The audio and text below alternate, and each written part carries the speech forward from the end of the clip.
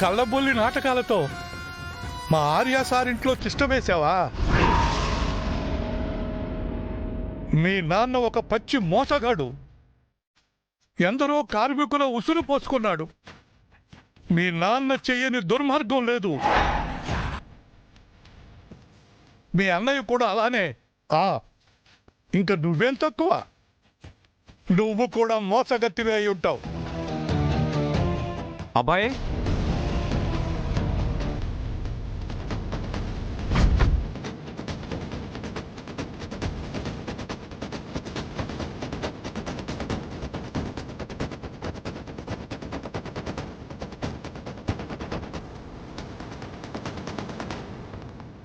నమస్తే సార్. నమస్కారం.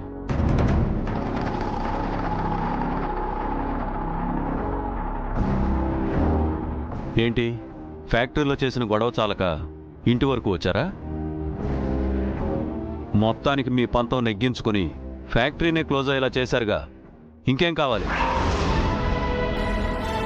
ఇంకా మీకు తీర్చాల్సిన డిమాండ్స్ ఏమైనా ఉన్నాయా? ఏంటి రామూర్తి గారు, వీళ్లకు సపోర్ట్గా వచ్చారా? వర్ధన్ ఫ్యామిలీతో ఎన్నో ఏళ్లుగా అనుబంధం ఉంది మీకు. ఈ ఫ్యామిలీ ఎలాంటిదో, వాళ్ళు వర్కర్స్ని ఎలా చూసుకునేవారో మీకు తెలీదా? ఎంత మాట సార్!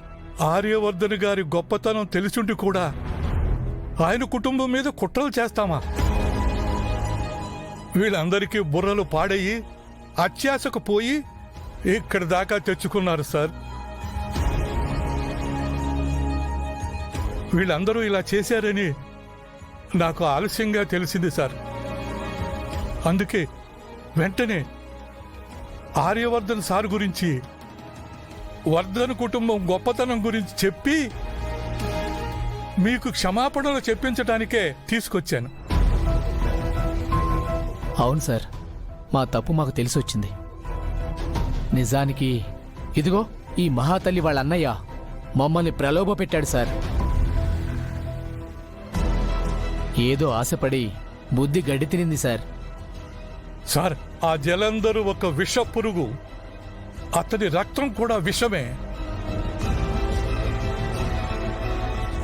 ఈ అమ్మాయిని నమ్మి ఎందుకు సార్ ఇంట్లో ఆశ్రయం ఇచ్చారు? మెడ పట్టుకొని బయట గెంటేయండి సార్. ఇలాంటి దేవాలయం లాంటి ఇంట్లో ఈ చెడు పురుగు ఉండకూడదు సార్. పంపించేయండి వెంటనే.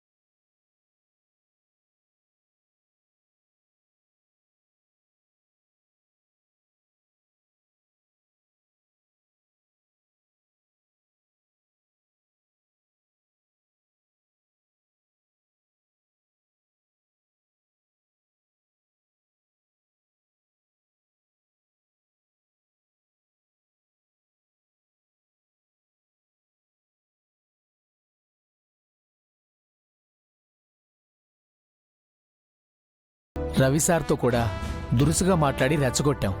అందుకు కూడా క్షమించాలి సార్. సరే సరే, ఆ క్షమాపణలేవో లోపలికెళ్ళి తనతో చెప్పండి. అన్నీ కూర్చొని ప్రశాంతంగా మాట్లాడుకుంటే సాల్వ్ అయిపోతాయి. సరేనా? రండి. ఒక్క నిమిషం సార్. క్షమించమ్మా, ఆవేశంలో ఏదో అనేశాను. వయసులో చిన్నదానివైనా సరే చాలా గొప్పగా ఆలోచించావు. వర్ధన్ కుటుంబానికి తోడుగా నిలబడ్డావు.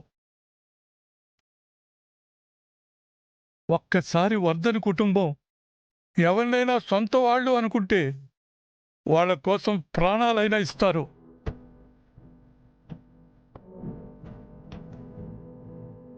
నీకు దేవుడు మంచి తండ్రిని, అన్ననే ఇవ్వకపోయినా ఇంత మంచి కుటుంబంతో అనుబంధాన్ని ఇచ్చాడు.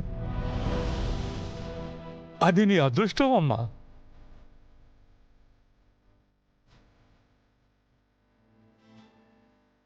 సారీ అమ్మా. గౌరీ గారు, ఏది ఏమైనా కూడా అక్కి అబ్బాయిలో అదృష్టవంతులండి. అంత గొప్ప తల్లిదండ్రులకి పిల్లలుగా పుట్టారు. ఆ పెద్దయిన కళ్ళలో, ఆయన స్పర్శలో ఆర్యవర్ధన్ గారంటే ఎంత గొప్పవారో చాలా క్లియర్గా తెలుస్తుంది. ఒక మనిషి ఇంతమంది అభిమానం గెలుచుకోవడం మామూలు విషయం కాదండి. ఏదేమైనా ఆర్యవర్ధన్ గారు రియలీ గ్రేట్ అండి. నా మొగుడు ఎప్పటికీ గొప్పవారే. ఏమన్నారు? మీ మొగుడా? ఎవరు? అదే, నాకు అలాంటి గొప్ప వ్యక్తి మొగుడుగా రావాలని కోరుకుంటున్నాను. నో డౌట్ గౌరీ గారు, మీకు పెళ్లి మీద బాగా గాలి మళ్ళింది. పంతులు గారికి చెప్పి మంచి అబ్బాయిని వెతకమని చెప్పండి. ఏ, మీరు మంచివారు కాదా? మళ్ళీ మొదలు పెట్టేసింది ఇవిడ. చూడండి, నేను మంచివాణ్ణే, కానీ కానీ మీకు ఆర్యవర్ధన్ లాంటి గొప్పవాడు కావాలి కదా. అది మీరే కదా.